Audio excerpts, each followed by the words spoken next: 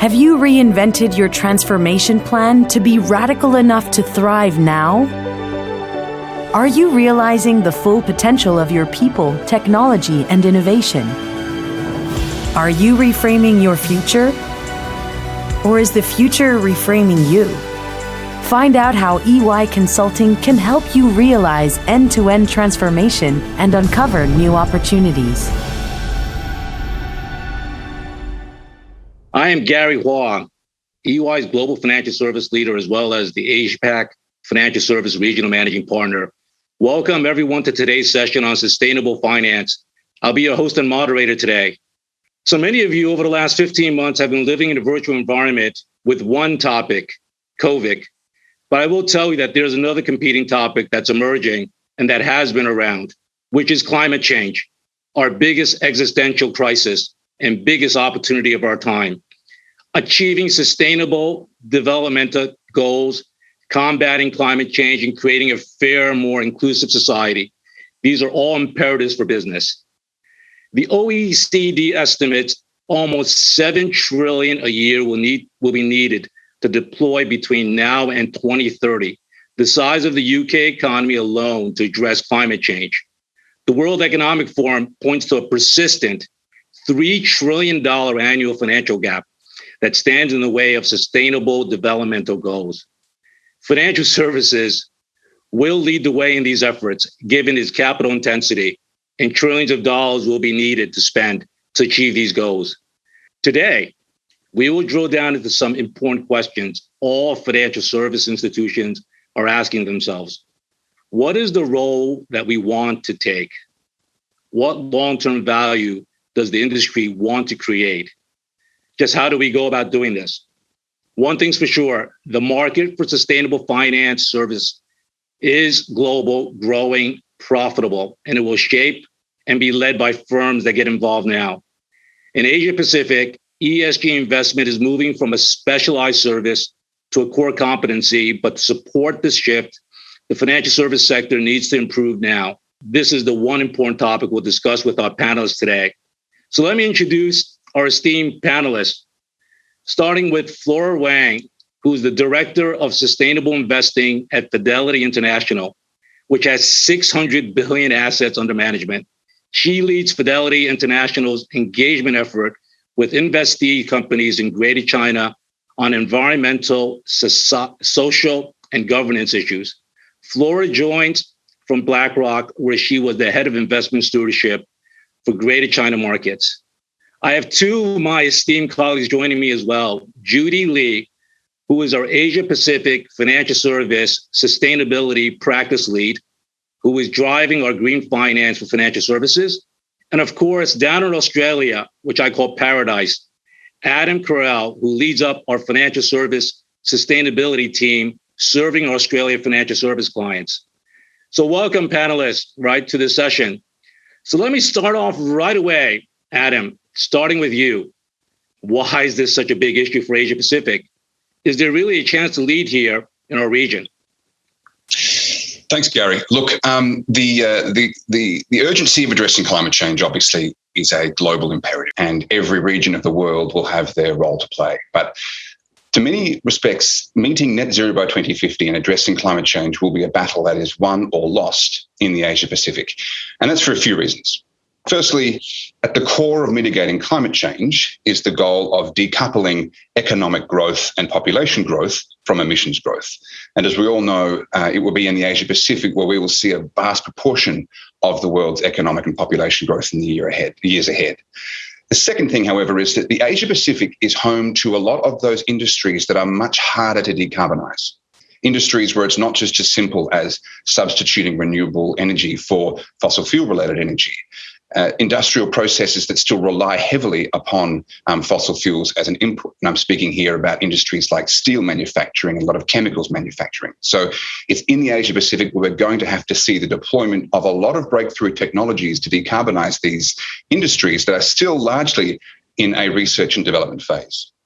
Thirdly, though, Gary, and I think arguably more importantly, is that it will be in the Asia Pacific where we will have to show that climate diplomacy can succeed even when traditional forms of diplomacy are struggling. We simply cannot afford to let a hardening of relations between powers in the Asia Pacific stall progress on achieving the Paris Climate Agreement. We just do not have the time.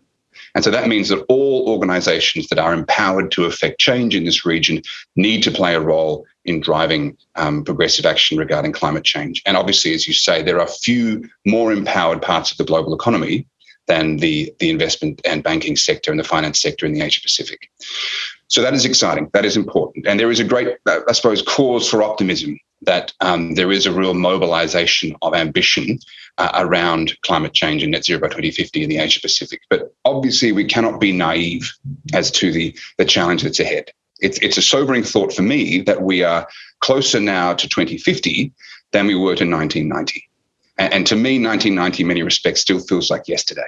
Obviously, there have been huge breakthroughs in technology over that period, but a lot of the economy still looks and feels very much the same way now as it did in 1990, which I think helps to demonstrate how much change is going to have to be compressed into this precious 29 years we have ahead of ourselves to realize this great challenge of net zero emissions by 2050. Thanks, Gary. Adam, well said. Timeless, but ever important. Judy, turning to you, what's your perspective here? Do you see the shift in the way institutions are thinking about this on the inside? Yes, it's not simply a compliance exercise or another risk. In my experience, and also to Adam's point, what we are seeing now is that more business leaders are recognizing that rather than a trade-off between doing good and making a good return, the two align with long-term value as the common aim. And in terms of responding to climate change, I always like to call out that financial institutions will need to act on two fronts. They need both to manage their own financial exposures, but also to help finance a green agenda, which in turn will be critical to mitigate the impact of global warming. So there are many angles to think about, Gary. For a bank, an insurance firm, or a fund, how to set their own operational carbon neutral target will be a challenge. I would like to share with you an example on how we have been able to support on a wealth management company to set up their carbon neutral target. At the first step, we conducted interviews with the board of directors and key management officials to better understand their strategy and internal management procedure of a greenhouse gas emission. Secondly, we checked procedure and also checked the greenhouse gas inventory, including scope 1 and scope 2, for instance, consumption of electricity, fuels, heat, refrigeration, and etc. We even included part of scope 3, for example, travels of staff and the carbon footprint of paper usage.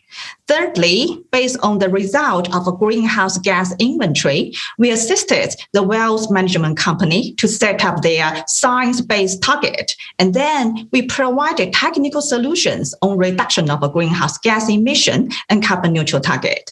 So now the company is undertaking active actions on decarbonization.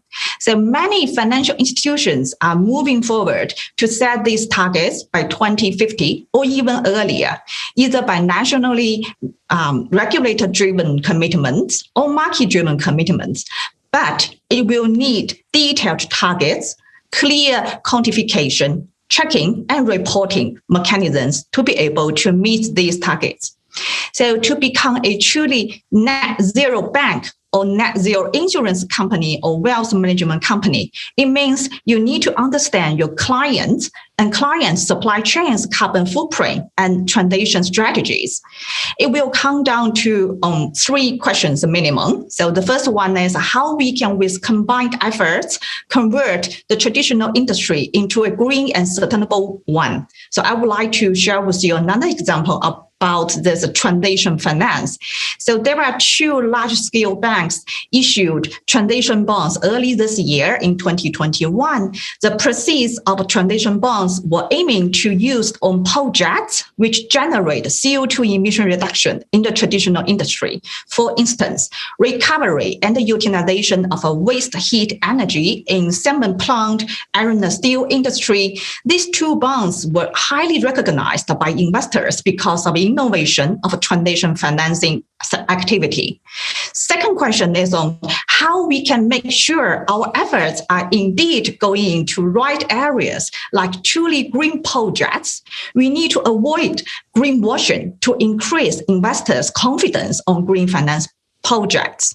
A better way is to involve third-party verification agency to provide pre- and post-issuance assurance reports to make sure the use of proceeds, management of proceeds, projects evaluation and selection, and information disclosure.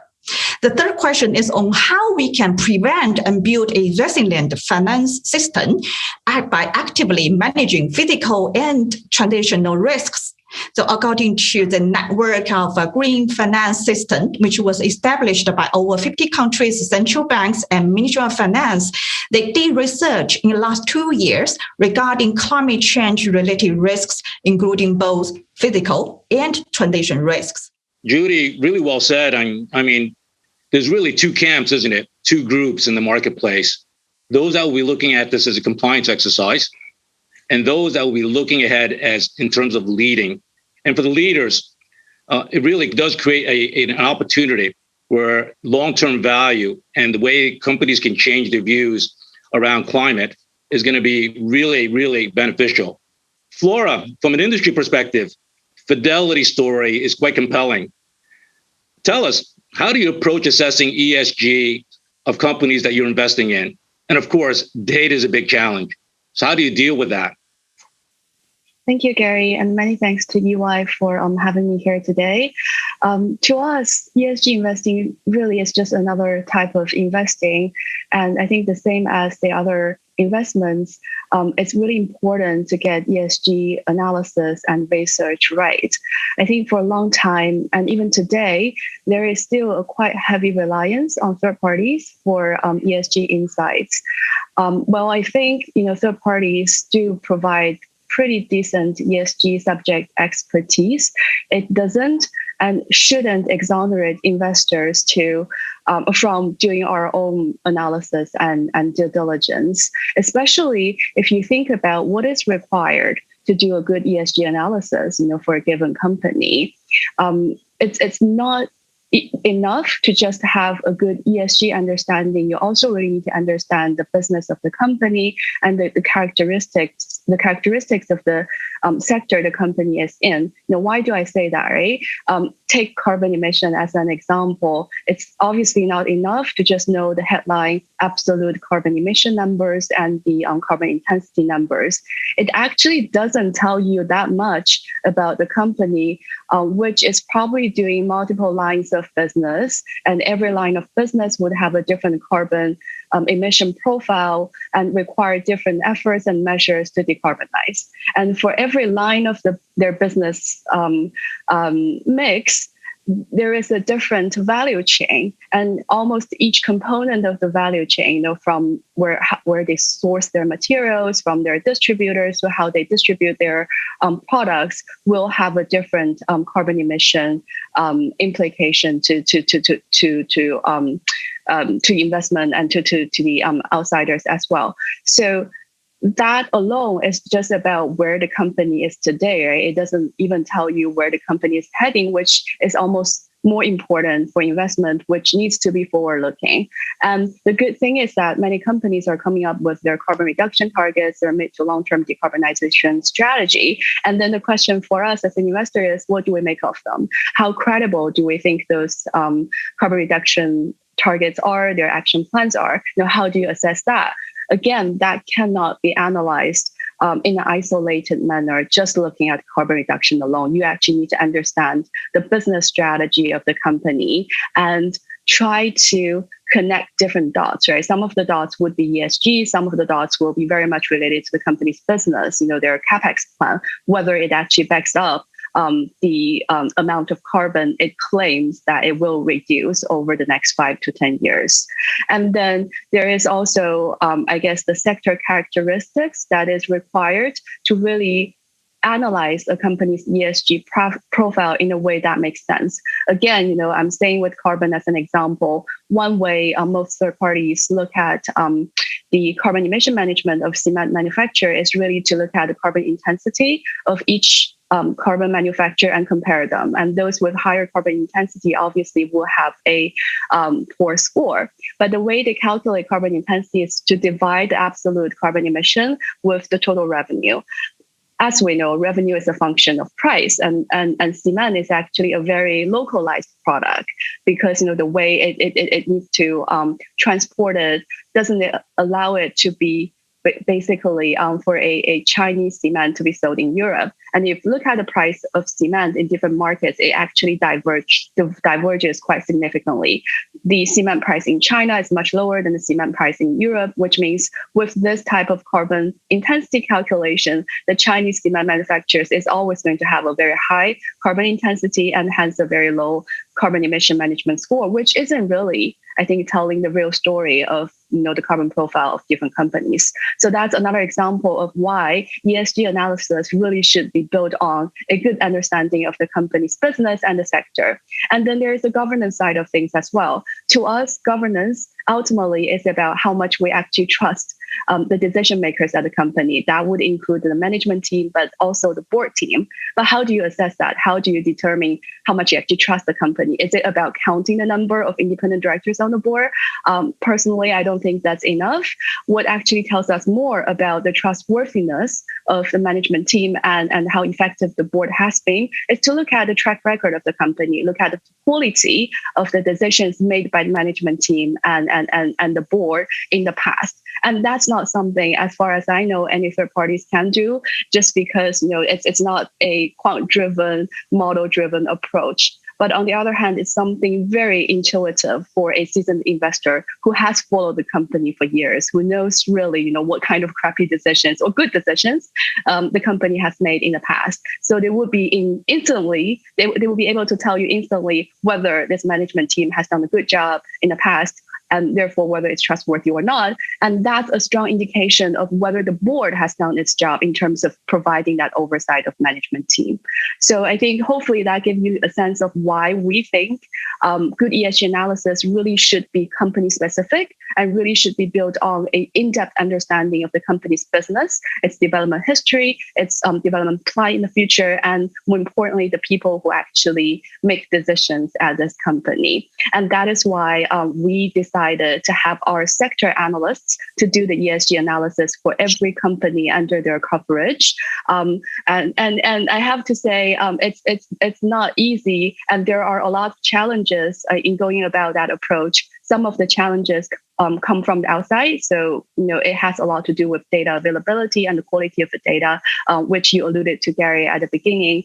But some of the challenges actually come from internally. As you can see, we're essentially asking our analysts to spend a meaningful amount of their time doing ESG analysis. We're asking them to pick up a new skill set in order to do ESG analysis effectively. And with that, we as a firm need to rethink how we reward our analysts, right? How we acknowledge the efforts we're asking them to make around this whole ESG integration. So it's very much it's nothing short of reform internally, and it's definitely not the path of least resistance.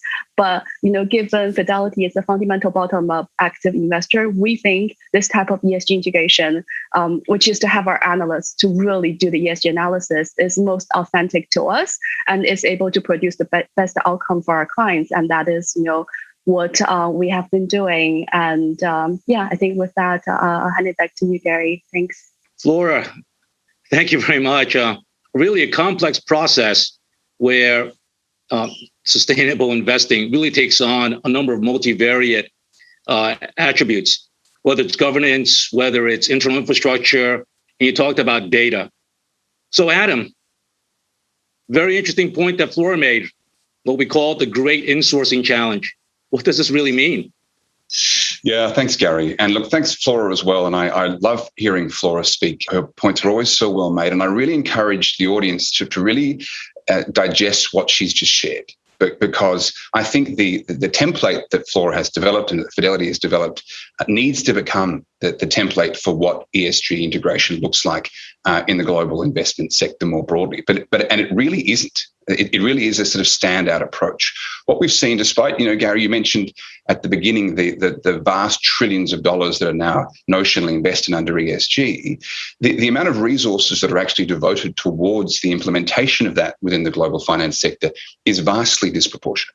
That there even very, very large multi-trillion-dollar funds rely upon small teams of ESG analysts often that sit at a group level. And then beyond that, at the actual portfolio level, there are very few resources. And I've got to say, a kind of over-reliance upon third parties, over-reliance upon high-level alignments towards the principles of responsible investment, high-level reliance upon third-party data providers and other tool providers that seek to kind of force rank the sustainability of various companies in the economy. And look, that was okay for a time and a place, maybe 5 years ago, but it's no longer fit for purpose. It really has to change for a couple of reasons. One, it's getting increasingly hard for banks and investors and insurers to actually fulfill the quite firm commitments they're putting into the public domain. Here in Australia, around the world, investors are now being very forthright in saying that they are integrating ESG into all of their investment decision-making, and that has to be then met with an ability to actually implement that at a effective and consistent level at scale, and that candidly is lacking across a lot of the global investment community.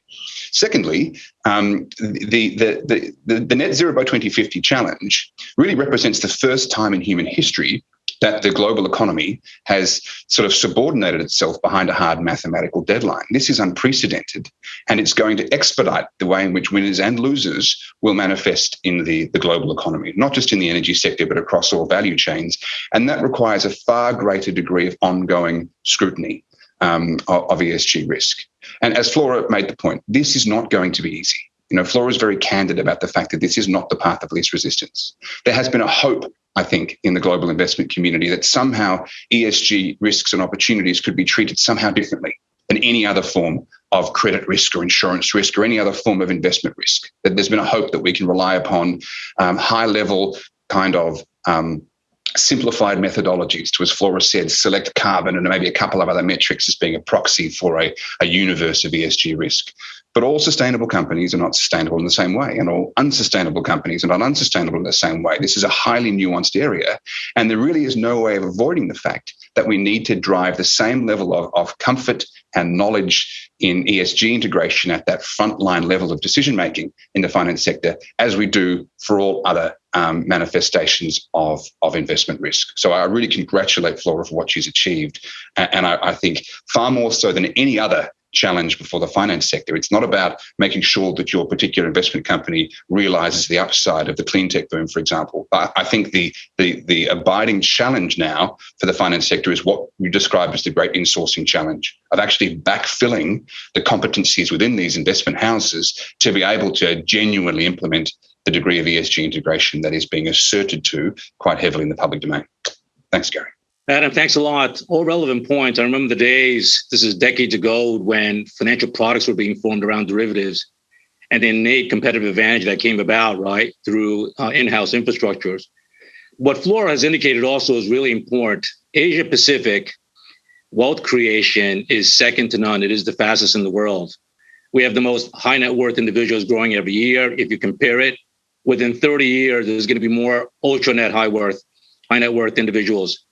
But one of the key compelling themes that we're continuing to hear in the marketplace is that all this wealth has to be transferred to another generation in the next 30 years. And this greatest transfer of wealth is actually going to a generation that really cares about sustainability. This is all they think about when they get up in the morning, when they make decisions. So I'm getting a lot of inquiries from global players, both government as well as corporates, in the wealth and asset management space, wanting to invest and be a player in Asia Pacific and being able to do things differently in a big, big way. So Judy, a great segue, right? Here, you've worked with clients, support them on their ESG investment strategies. What resonates with you from Flora's story? Thank you, Gary. Flora's story is very impressive. We have been able to support many responsible investors on their ESG investment activities. I would like to share with you an example on how we support an ESG fund. We start from establishment of ESG investment strategy. The strategy included the missions, visions, targets, whitelist, blacklist of potential investment. We also supported client on ESG risk control, ESG performance analysis, and ESG due diligence. The fund adopted TCFD principle to release their first ESG investment report. In addition to public fund, PE fund, we also help banks and insurance companies on their ESG investment. It is very important to finalize the CO2 emission reduction at the end of the investment. So how many tons of CO2 emission reduced? How carbon footprint will be presented to the client? Eventually, how this activity influence the entire industry as a pilot project? To touch on your question, Gary, Flora's story certainly resonated with me. Integrating ESG analysis in-house because of the multiple agencies we are seeing out, they're using different scoring methodologies. But the data challenges will continue due to lack of generally accepted reporting standards. It is difficult for peers to compare their ESG efforts or progress toward ESG goals without common metrics, which are still potentially a few years away. We are working on this. Back over to you, Gary. So, Judy, we know the regulatory mandates are coming fast and furious as well. So tell us briefly what you're seeing. And should financial services firms be on the front foot here? Yeah, thank you for your question, Gary. Yes, we have seen many policies and regulations released by regulators in Asia Pacific recently. In particular, since Climate Ambition Forum held in last December, most of the countries in Asia Pacific announced their carbon neutral targets. Some countries further promoted regulations on environmental information disclosure or green theming of green finance products. We take Hong Kong as an example. Hong Kong EMA released a white paper last year to encourage banks in Hong Kong to make more efforts on green and sustainable banking. Hong Kong EMA also encouraged several banks to do pilots of climate change risk stress testing. Recently, Hong Kong EMA just launched the updated green theming of green and sustainable finance for issuers to issue green bonds, social bonds, sustainability, and its linked bonds, as well as green loan and sustainability linked loan in Hong Kong market. Issuers will be able to receive subsidy for eligible bond issuers and loan borrowers to cover their expenses on bond insurance and external review services. In Singapore, it's similar. Singapore MA also has a similar incentive mechanism for issuers who issue green and sustainability bonds in Singapore will be able to apply for subsidy for external review services. In mainland China, it's even more multiple, complex. For banks who increase the balance of a green loan or issue green bonds, their MPA review will be upgraded. In addition, there are 6 demonstration provinces of green finance in mainland China, which announced serious regulations on green finance incentives, including financial support on green loan, green bond, green fund, green credit, carbon finance, green trust, green insurance, and etc. So in addition to this incentive mechanism, mainland China also announced mandatory requirement on environmental information disclosure. So by saying this, financial institutions should taking, proactive actions on green investment, products designed, environmental and climate risk control, and to improve their information disclosure. Thank you, Gary. Judy, it seems like green is going to be the new color that everyone loves right at this point. Maybe going back to Flora and the investment strategy, in my mind, there's an important question that's permeating throughout the world. Like, if you want to be a pioneer, how do you trade off between newer industries that might look shiny and those heavy carbon emitters? They're definitely not one favorites these days, as you see in the news. But one thing that comes to mind is what happens when financial services say, we won't invest in or lend or insure anything that's non-sustainable. It's an interesting discussion, but going cold turkey. But we would say no to that because it's not a benefit to society. We've seen what happened over the last 100 years, right? On how oil and gas has really helped, right? Really helped society in many different ways.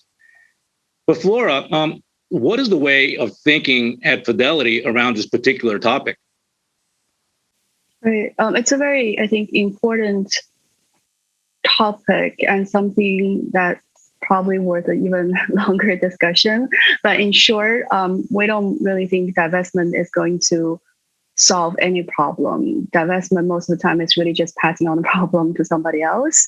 You can only influence by staying engaged, not by basically, just throwing the problem to somebody else. So our approach has always been one anchored with engagement, because we think staying as an investor give us more leverage to influence the company. And for those that are genuinely willing to change and transition, we can actually partner with them in their sustainability journey. But having said that, I think it's important to say engagement shouldn't be used as an excuse for investors to basically do things the way they've always been doing. Engagement should be well structured with clear objectives and time-bound targets, which means there should also be a exit strategy whereby if, over a certain period of time, we still don't see any signs of improvement or progress in terms of sustainability at this company, that's the point we should no longer be, providing the financing to that company. And also it's important to be selective when using that engagement strategy. As much as we would like to believe that most companies are genuinely willing to change, not every one of them is, I think, at the same stage of their sustainability journey. And capital is finite. So it's important for us to actually single out companies that are firstly, genuinely willing to change and have also credible plans to change. I think those are the companies we as the finance industry should be supporting. And once we become an investor with our capital, we should stay engaged. And through engagement, we can not only, share the experience and good practice we see at other companies and in other markets, but also make sure that we check in with these companies on a regular basis so that they actually deliver their progress. And when they don't, as I said, there should be an exit strategy to make sure that it's an engagement strategy that actually comes with teeth. So that's how we think about it at Fidelity. Our approach is one that's anchored with engagement, but well-structured engagement, and engagement actually comes with an exit strategy to really put pressure on companies to make improvement. Flora, thanks. I couldn't agree with you more. I think we need balance, but we need accountability as we move towards a sustainability world at this point. How do we understand and price climate and sustainability risk?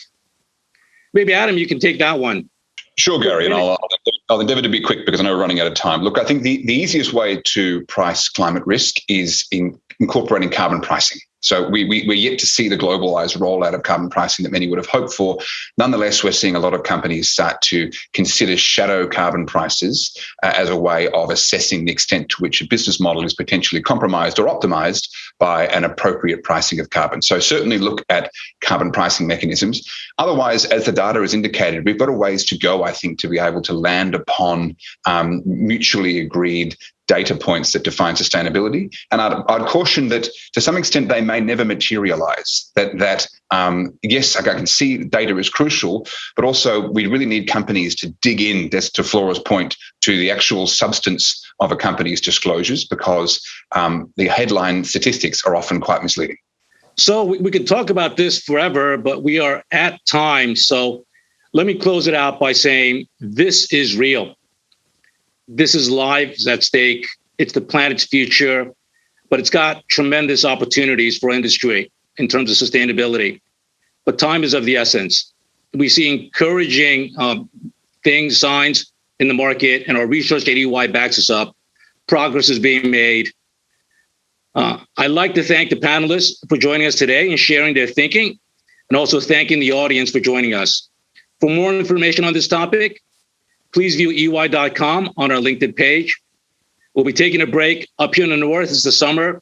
Down under in Oz, it's the winter, right? But please follow us on LinkedIn. And thanks again, and have a great day.